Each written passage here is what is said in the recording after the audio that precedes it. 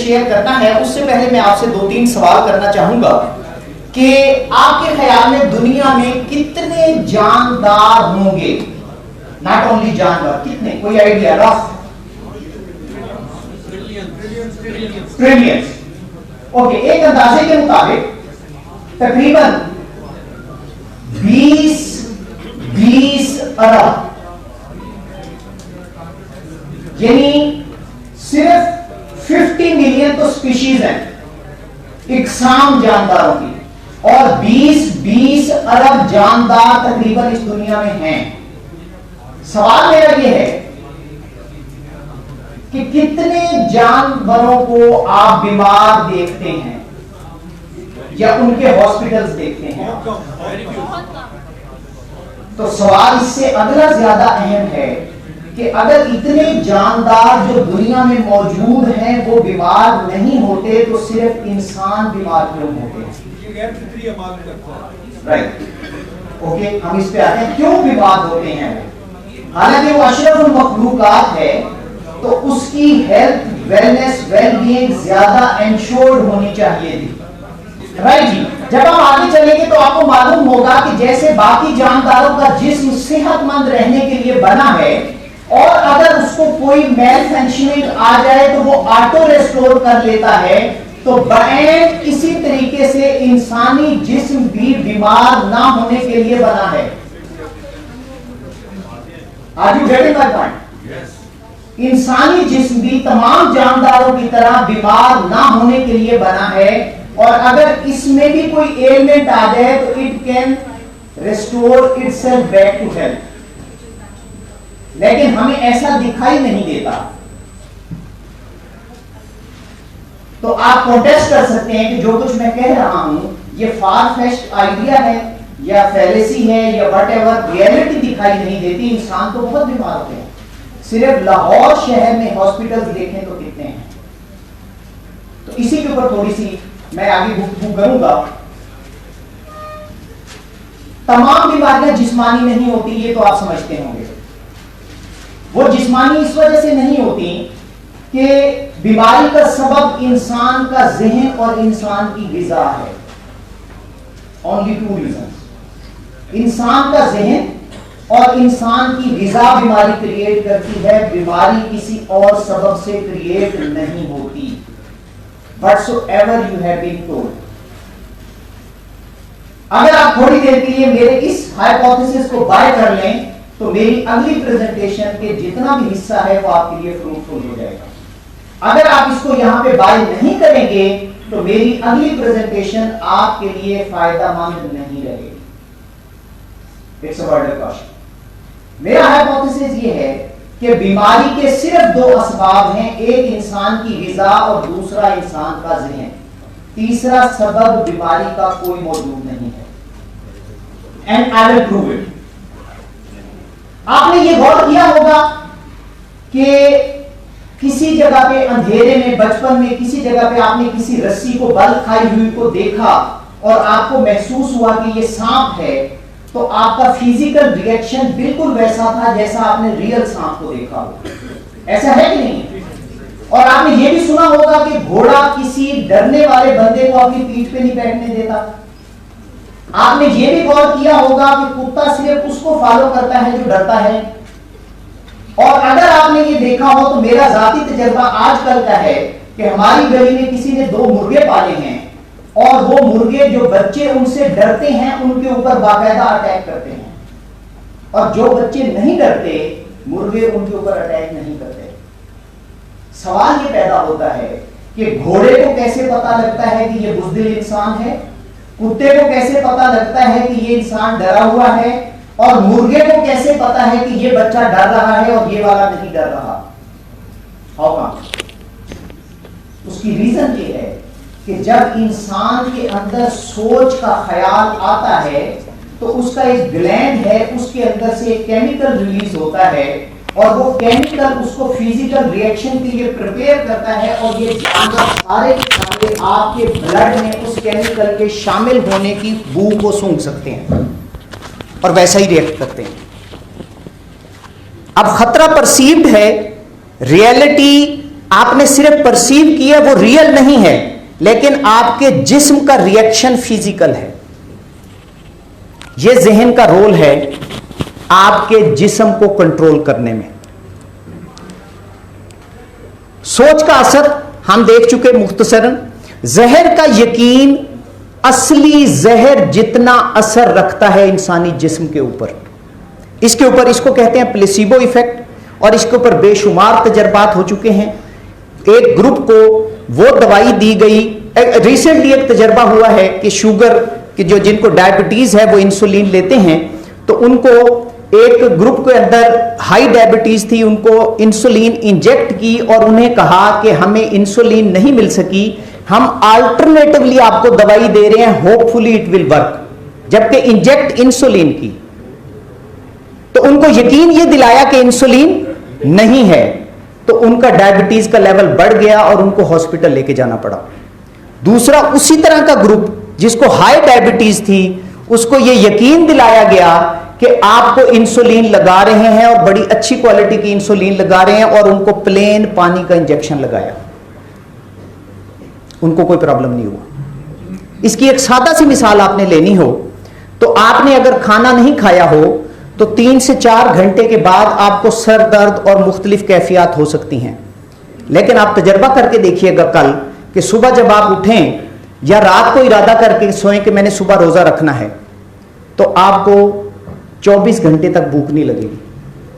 आपने सिर्फ अपने माइंड को कमांड दिया, I am not going to eat, और उसने फिजिकल रिएक्शन रोक दिया। यह माइंड का असर है। और अगली बात, हर गिजा सेहतमंद नहीं होती। गिजा बीमारी क्रिएट करती है और हमारी बीमारियों का सबब यही है।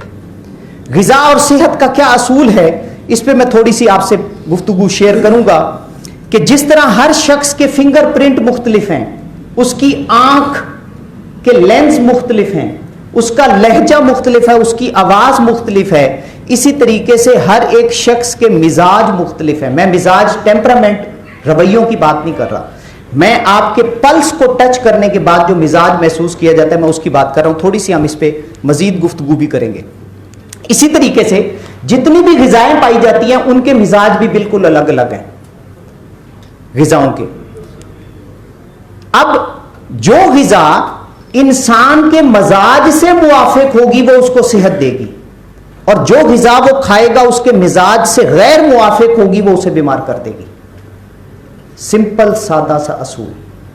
जो आपका मिजाज है वैसी गिजा आपने खाई तो वो आपको सेहत देगी, और आपने गिजा अपने मिजाज से मुआफकत वाली नहीं खाई तो वो बीमारी क्रिएट कर देगी आपके अंदर। और ये बीमारी डॉक्टरों से पकड़ी नहीं जाएगी, क्योंकि वो जाके टेस्ट करेंगे उस उज्व का जहां पे उसने बीमारी क्रिएट की है, और उनको उस उज्व में सबूत मिल जाएंगे आपकी बीमारी के, और फिर वो उसके ऊपर इलाज शुरू कर देंगे, बिल्ड करेंगे। अब ये कैसे होता है, थोड़ा सा फर्दर इसको मैं एलैबोरेट करूंगा। देखिए, पूरी कायनात 4 चीजों से मिलकर बनी है, इंसान भी, हवा, आग, मिट्टी और पानी। ये मिलके असरात पैदा करते हैं। आग और पानी जब मिलते हैं तो ये तर इफेक्ट पैदा करते हैं, और सर्द भी। आग और हवा जब मिलते हैं तो ये गर्म इफेक्ट पैदा करते हैं, इसका मिजाज गर्म खुश्क है। और जब ये आग जमीन के साथ मिलती है तो ये खुश्क इफेक्ट पैदा करती है, और जब जमीन मिट्टी यानी पानी के साथ मिलती है तो ये सर्द इफेक्ट पैदा करती है। अब ये काम कैसे करता है, ये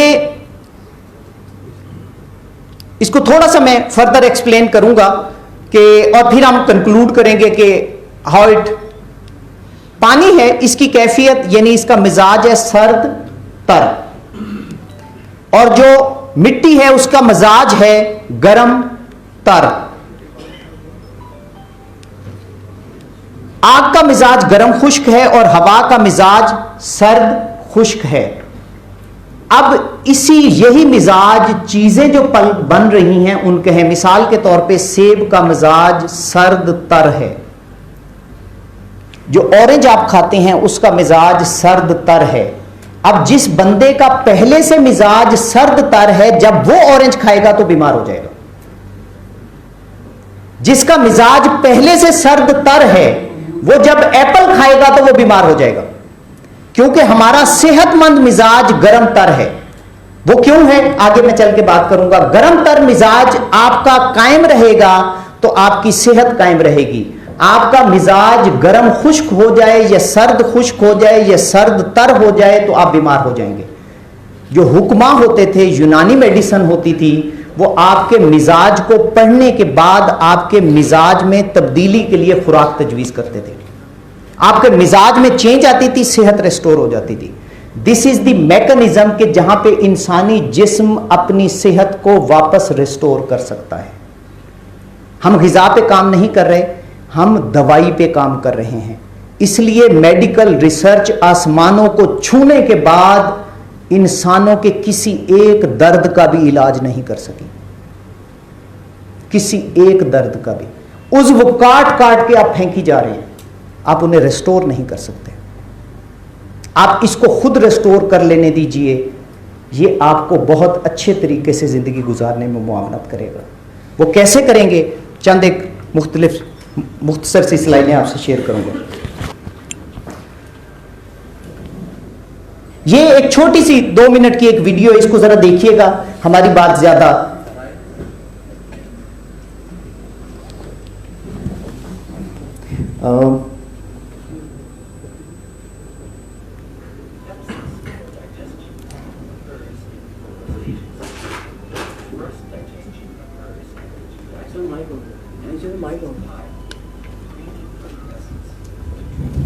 इसका स्पीकर कहाँ है जी? उसमें मीडियम में वहां पे स्पीकर रख लें, ये वाला, वो कार्डलेस माइक दे दें। मैं इसको एक्सप्लेन करता हूं आपको, वैसे सेल्फ एक्सप्लेनेटरी है। बात हो रही है कि आपका हाजमे का काम 4 सतह के ऊपर होता है और पूरे जिस्म में होता है। इसको आप अगर समझ लेंगे तो हेल्थ रेस्टोर हो जाएगी।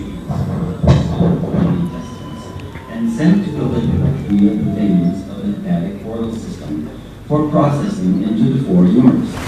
The waste products of the first digestion are excreted as the stool or feces. The second digestion occurs in the liver and gives rise to the 4 humors: blood, phlegm, yellow bile, and white bile, in that order. Blood is the first humor to arise and is formed from the richest, choicest nutrients from food and drink.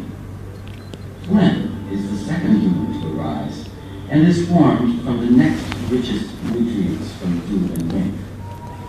Yellow bile is the third humor to arise and is formed from relatively coarse, meager nutrients from food and drink. Black bile is the fourth humor to arise and is formed from the coarsest and most meager share of nutrients from food and drink. It is also considered to be a sediment of blood, or the same one humor. The waste products from the second digestion are excreted by the kidneys via the urine and by the skin as sweat. This is also true for the third and fourth digestions as well.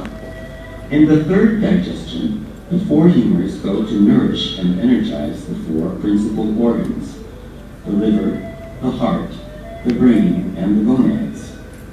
In the fourth digestion, the 4 humors in varying right. यहां पे बात यह हुई है कि आपका जो ग़िज़ा आप खाते हैं उसके हजम का प्रोसेस पूरे जिस्म में होता है 4 मराहिल में। पहले मरहले में हमारा जो मैदा है वो ग़िज़ा को पीस के उसमें से फुजला खारिज करके उसको जिगर के हवाले कर देता है और अहम तरीन हजम का काम जिगर में होता है। जिगर उस मवाद को लेके 4 एलिमेंट्स में कन्वर्ट करता है: खून, बलगम, सफरा और सौदा। जो आपकी ग़िज़ा की क्वालिटी है और जैसा आपका मिजाज है उसके ऊपर डिपेंडेंट है कि वो इन 4 एलिमेंट्स में से क्या बनाएगा। खून को, जिगर को सबसे ज्यादा खून बनाना चाहिए, लेकिन आपके ग़िज़ा में खून बनाने वाले अगर एलिमेंट नहीं हैं तो जिगर खून नहीं बना सकता। अगर आपका मिजाज से मुआफिक ग़िज़ा नहीं है तो जिगर उस ग़िज़ा को हजम करके आपके लिए सेहतमंद अज्जा नहीं बना सकता। वो उनका प्रोपोर्शन जैसे ही चेंज होगा तो हर एक एलिमेंट ने जिस उज्व को जाके सेहत देनी थी उसने उस उज्व को जाके बीमारी देनी है। अब जिगर से जब वो चीजें बनेगी और उनका प्रोपोर्शन दुरुस्त नहीं हुआ तो फिर 4 अज़ा को जाके वो जो न्यूट्रिशन मिलनी थी वो पूरी नहीं मिलेगी और वहां पे जो क्वालिटी दुरुस्त नहीं जाएगी वहां पे बीमारी क्रिएट हो जाएगी। That's the simple process of disease. मिसाल के तौर पे ईस्टर्न मेडिसिन में डायबिटीज मर्ज नहीं है, एलोपैथिक मेडिसिन में भी उसका कोई इलाज नहीं है। जिगर की मेल फंक्शनिंग की वजह से जो इंसुलिन उसको एब्जॉर्ब करनी चाहिए या सिक्रीट करनी चाहिए वो उसको सिक्रीट नहीं कर रहा, वो बॉडी में जमा हो रही है। तो एलोपैथिक मेडिसिन उसका इलाज नहीं कर सकती, ईस्टर्न मेडिसिन उसका इलाज कर सकती है, क्योंकि उनके पास इलाज है कि जिगर की फंक्शनिंग को रेस्टोर कर दिया जाए, आपकी ग़िज़ा में बैलेंस क्रिएट करके आपकी सेहत वापस आ जाएगी। राइट। सेहतमंद ग़िज़ा के लिए असूल हैं कि सबसे पहले वो इंसान के मिजाज के मुताबिक हो। दूसरा असूल ये है कि वो खून पैदा करने वाले अज्जा ज्यादा रखती हो। तीसरा असूल ये है कि उस ग़िज़ा के अंदर से फुजला आसानी से खारिज हो जाए, क्योंकि सेहत के लिए 2 चीजें जरूरी हैं ग़िज़ा में, कि एक उसमें सेहतमंद अज्जा हो और दूसरा जो फुजला है वो आसानी से खारिज हो जाए। जब आप रिफाइंड फूड खाते हैं तो उस ग़िज़ा के अंदर इतना फाइबर नहीं होता कि फुजला को खारिज कर ले, तो फुजला जिस्म में रिटेन होना शुरू हो जाता है। ये एक्सक्रीशन का अमल 3 स्टेजेस के ऊपर होता है, तो वो 3 स्टेजेस पे जब एक्सक्रीशन पूरी नहीं होती तो फासिल मवाद जिस्म में जब जमा होता है वो बीमारी क्रिएट करता है। And that is because of eating refined food, processed food. आपको पता है ये जो कब्ज की एक दवा जो एलोपैथिक मेडिकल स्टोर्स पे मिलती है, आई एम सॉरी अगर कोई डॉक्टर्स बैठे हैं तो मैं उनका क्लिनिक्स बंद करना मेरा मकसद नहीं है, इंसानी सेहत रेस्टोर करना मेरा मकसद है। राइट। ये जो एक फाइब्रेड दवा मिलती है इसके अंदर क्या अज्जा हैं भला, एनी आइडिया? फाइब्रेड किसी ने नाम सुना? फाइबर कौन से हैं? ये जो आप आटे के अंदर छान के चोकर बाहर निकाल देते हैं उसी को वो प्रोसेस करके फाइब्रेड बना के आपको दवाई की सूरत में बेचते हैं। जब आप होल ब्रेड नहीं खा सकते तो फिर दवाई की सूरत में वही चोकर खाते हैं, क्योंकि उसके बगैर एक्सक्रीशन नहीं होती, फुजला रुक जाता है, मवाद रुक जाता है, क्योंकि पसीना भी एक बड़ा इंपॉर्टेंट है, वो भी एक्सक्रीट करता है। तो राइट। ग़िज़ा का फायदा तब है जब वो खून बनाए, और इसके अलावा ग़िज़ा से बनने वाले अज्जा का दारोमदार ग़िज़ा के मयार पर है, और ग़िज़ा का मजाज इंसान के मजाज से मुताबिकत रखता हो तो उसके अज्जा दुरुस्त बनेंगे, और अगर मजाज के मुताबिक ना हो तो सेहतमंद अज्जा भी नहीं बनेंगे और एक्सक्रीशन का अमल भी नहीं होगा और बीमारी के असबाब ग्राउंड्स पैदा हो जाएंगे। ग़िज़ा का जिस्म पर असर क्या है? जिस्म का मजाज या तो गर्म खुश्क है या गर्म तर है, या सर्द खुश्क है या सर्द तर है। ये 4 मजाज होते हैं, गर्म खुश्क, गर्म तर, सर्द खुश्क और सर्द तर। ग़िज़ा के भी मजाज होते हैं 4। जो चीजें भी आप खाते हैं, जो ग़िज़ा आपके मजाज से मुताबिकत रखती होगी वो जिस्म को सेहत देगी, और जो ग़िज़ा आपके जिस्म से मुताबिकत नहीं रखती वो आपको बीमार करेगी। वो 2 काम करेगी, एक तो 4 एलिमेंट जो खून, बलगम, सफरा और सौदा बनने हैं उसमें डिसबैलेंस क्रिएट कर देगी, उनकी क्वालिटी को बिगाड़ देगी, और जिस्म के अंदर से एक्सक्रीशन का अमल रुक जाएगा, तो जो जहरीले मवाद हैं वो जिस्म में रुकने शुरू हो जाएंगे और बीमारियां क्रिएट हो जाएंगी। ग़िज़ा और सेहत असूल क्या हैं? ग़िज़ा सबसे पहले मिजाज से मुआफिक हो, जो आपको सूट नहीं करती। ये एक बड़ा कॉमन वर्ड था जो आजकल बहुत कम बोला जाता है। जो हमारे मुआशरे में 30-35 साल पहले उनके सामने खाने की कोई चीज़ रखते थे तो 2 चीज़ें बोलते थे, या तो अगर मुझे तलब नहीं है या मुझे ये मुआफिक नहीं है। इसलिए मैं इसको नहीं खाऊंगा। आज हमने ये कोई डिस्टिंक्शन ही छोड़ दी है कि कौन सी चीज़ मुझे मुआफिक है और कौन सी चीज़ मुझे मुआफिक नहीं है। हम हर चीज़ खा सकते हैं, इसलिए हर बीमारी का भी शिकार हैं। ये उसकी कीमत है, मज़े की बड़ी कीमत होती है। शदीद भूख के बगैर ना खाएं, दूसरा असूल। इमाम गजाली ये कहते हैं कि शदीद भूख के बगैर खाना असराफ है, और असराफ कुरान के हुक्म के मुताबिक गुनाह है। अब अगली बात जो इमाम गजाली की है मैं वो यहां करके आपका अगले इसके बाद खाना आने वाला है तो उसका मैं इफेक्ट नहीं क्रिएट करना चाहूंगा, वरना ये पढ़ लीजिएगा कि वो शदीद भूख का मयार क्या मुकर्रर करते हैं। राइट, आगे चलते हैं। कम से कम एक गिजा से दूसरी गिजा के दरमियान कम से कम वक्फा 6 घंटे होना चाहिए, क्योंकि उतनी देर में हजम का प्रोसेस पूरा नहीं होता। और आप जब नई गिजा डालते हैं तो जहां उसका हजम का प्रोसेस एक जगह पे जा चुका होता है वो वापस जीरो पे आ जाता है। तो उसके अंदर से एक्सट्रैक्शन और एब्जॉर्प्शन और एक्सक्रीशन का अमल पूरा नहीं होता और ओवर फंक्शनिंग करनी पड़ती है आज़ा को, तो वो उनकी मेल फंक्शनिंग शुरू हो जाती है। मिनिमम ड्यूरेशन 6 घंटे की होनी चाहिए। जब आप ग़िज़ा दुरुस्त नहीं लेते तो वो आपको फिल इफेक्ट नहीं देती, आपको भूख जल्दी लगती है। इसको भूखे काज़िब कहते हैं। मैं एक छोटी सी आपको मिसाल देता हूं, आप तजर्बा करके देखिए कि एक दिन आप हांडी पकाएं डालडा घी से, तो डालडा घी का पका हुआ खाना खाने के नतीजे में आपको 3 तजर्बात होंगे। सबसे पहले यह कि उसका जायका बहुत मजे का होगा। नंबर 2, आपको ज्यादा खाएंगे आपको भूख ज्यादा लगेगी। नंबर 3, खाना खाने के दौरान आप महसूस करेंगे कि आपको प्यास लग रही है, और उसके दौरान और बाद में आप पानी बहुत पिएंगे। ये अगर आपको फील ना हो तो अगले ही दिन वही सालन आप देसी घी में बनाइए। तीनों चीजों को ऑब्जर्व करके देख लीजिए। सबसे पहले आप कम खाएंगे और उसके बाद आपको प्यास नहीं लगेगी।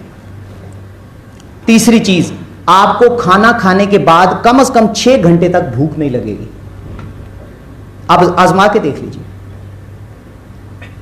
जो आपको भूख लग रही है वो जो हमारे ग़िज़ा के अज्जा हैं वो इतने आर्टिफिशियली मैन्युफैक्चर्ड हैं कि वो फिल इफेक्ट नहीं देते बल्कि फाल्स हंगर क्रिएट करते हैं। सादा ग़िज़ा ज्यादा फायदा देती है और कंप्लेक्स ग़िज़ा आपके जिस्म को कंफ्यूज कर देती है। ऑर्गन की फंक्शनिंग नहीं हो पाती, वो सही नहीं चल पाते। प्रोसेस्ड फूड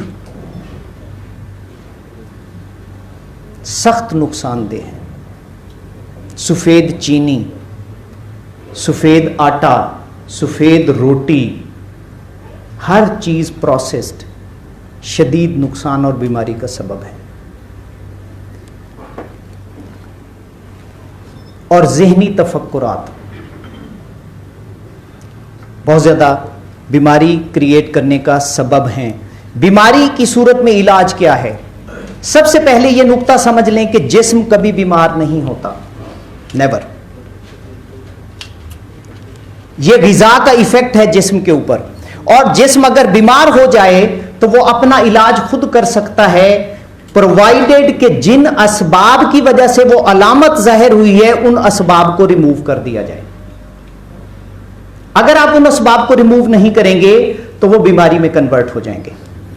नंबर 3, आप वजह तलाश करें कि ऐसा क्यों हुआ है। मैं यहां पे आपको एक मिसाल देता हूं। मैंने जब ये ईस्टर्न मेडिसिन पढ़नी शुरू की, मैंने प्रॉपर इसकी तालीम में एनरोल करके इसको पढ़ना शुरू किया, और जब मैंने इसको पढ़ना शुरू किया तो मैं गांव गया हुआ था, तो वहां पे मुझे वापस आने लगा 4 बजे के करीब, तो मुझे बुखार हो गया। तो आई वॉज वरीड कि मैं वापस गाड़ी ड्राइव करके कैसे जाऊंगा। तो मेरे एक उस्ताद हैं हकीम, मैंने उनको फ़ोन किया, मैंने कहा मुझे बुखार हो गया और अगले 3 दिन तो मैं वापस नहीं आ सकता। उन्होंने कहा अदरक मिल सकती है? मैंने कहा जी। उन्होंने मुझे एक नुस्खा बताया, मैंने अदरक का नुस्खा बना के इस्तेमाल किया। 20 मिनट बाद शदीद 102 बुखार था मुझे, टेम्परेचर 102 से ऊपर था। मैं गाड़ी ड्राइव करके लाहौर वापस आया। उस दिन के बाद से मेरे गांव में बुखार का इलाज नहीं होता, सारे वही नुस्खा इस्तेमाल करते हैं। सादा सा असूल है।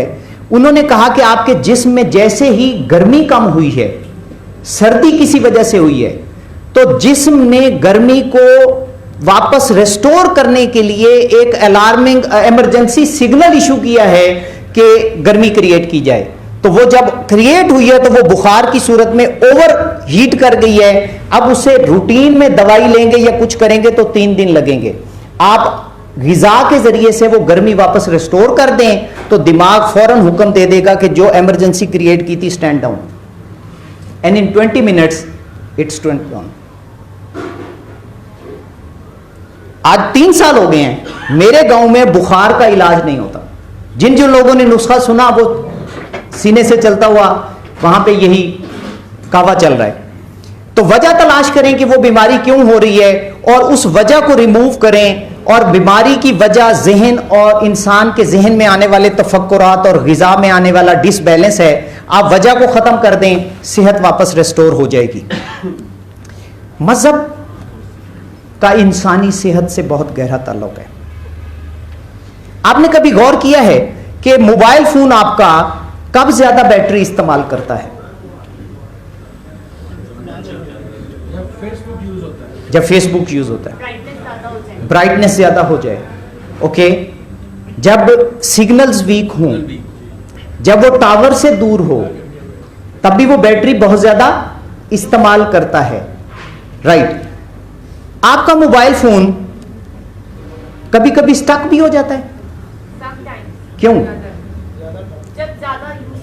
जब उसकी मेमोरी ओवर यूज हो जाती है, आप एप्स बहुत ज्यादा खोल लेते हैं तो वो स्टक भी हो जाता है। और फिर आपका मोबाइल फोन राब्ते में डिस्कनेक्शन पैदा कर देता है। ऐसा भी होता है, बात होते होते एकदम ड्रॉप हो जाती है, राइट। और आखिरी बात ये कि मोबाइल की बेहतर कारकर्दगी के लिए आपने कोई रूल ढूंढे होंगे कि जब आप घर से बाहर जाएं, वाईफाई नहीं है तो उसको ऑफ कर दें, ब्राइटनेस कम कर दें, आप ये चीज कर लें, ये चीज कर लें, बैटरी लॉन्गर लास्ट करेगी। सीखे कि नहीं सीखे? राइट। अब इन्हीं 4 अलामात का इंसान के साथ कोई मुशाबिहत या ताल्लुक है? राइट। What is that? इंसान भी बैटरी ज्यादा कंज्यूम कर रहा है। बैटरी कंज्यूम कर रहा है तो tension, depression, anxiety, frustration create हो रही है, ज़हनी तफक्कुरात पैदा हो रहे हैं। जितनी एनर्जी आपके रिएक्शन और इमोशन को हैंडल करने के लिए होनी चाहिए वो ओवर यूज हो रही है, तो तभी आप उसको मैनेज नहीं कर पा रहे, राइट। आपके भी सिग्नल ब्रेक हो जाते हैं, इंसान के हो रहे हैं कि नहीं हो रहे? इवन अदरवाइज सक्सेसफुल लोग decide to commit suicide. Y?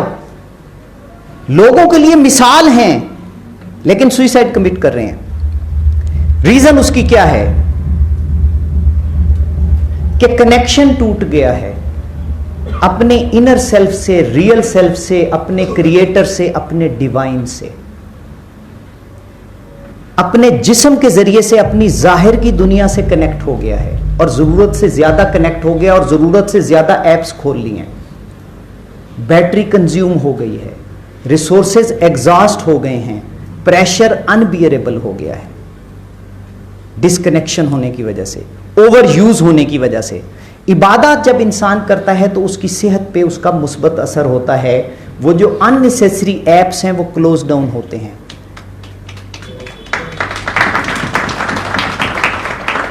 Battery की यूजेज नॉर्मल पे आ जाती है और रेस्टोरेशन का प्रोसेस शुरू हो जाता है।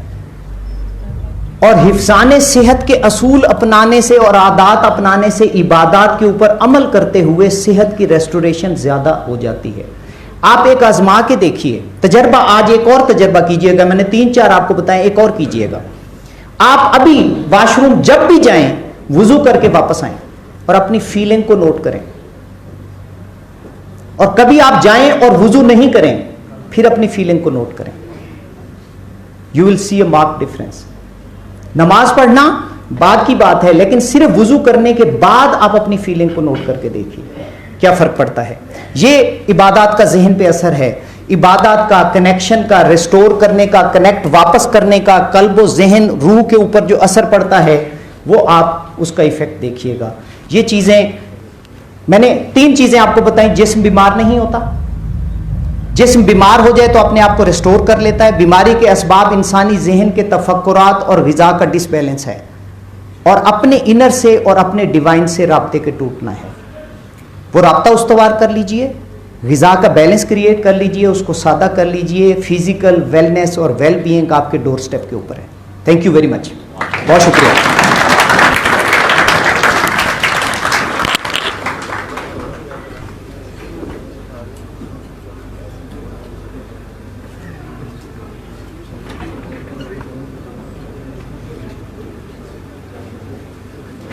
Thank you so much, Mr. Rahman, for such an enlightening session. I would like to call Mr. Abbas Hussain. He will be talking on this